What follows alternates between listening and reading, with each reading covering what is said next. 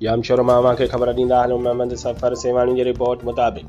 ज़िले जामशोर जे public health engineering wing division Jamshoro जी नाली ऐं करप्शन जे करे जामशोर जे मुख़्तलिफ़ इलाइक़नि में तरक़ियाती कमनि जे हवाले सां तारीख़ 23/4/2023 ते 783/2023 अख़बारनि में इश्तिहार छपिजी आया हुआ,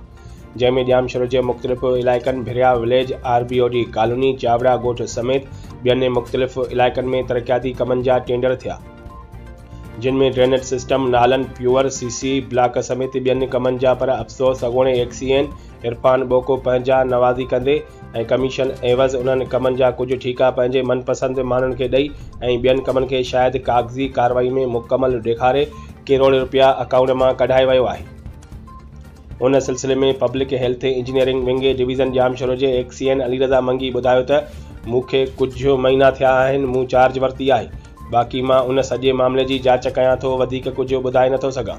ओॾां उन सिलसिले में जामशोर वासियुनि चूंडियल काउंसलर खमीसो ख़ान बिरोई, एडवोकेट मोहम्मद हुसैन, नूर हुसैन समेत ॿियनि सख़्तो एहतजाज कंदे दाहियो त पब्लिक हेल्थ खातो जामशोर वारा हर दफ़े जीअं असांजे ॻोठ अब्दुल्ला चावड़ा जे कमनि खे ॿियनि इलाइक़नि ॾांहुं मुंतक़िल कंदा आहिनि, जेको असांजे ॻोठ जे रहवासियुनि सां ज़ुल्म आहे।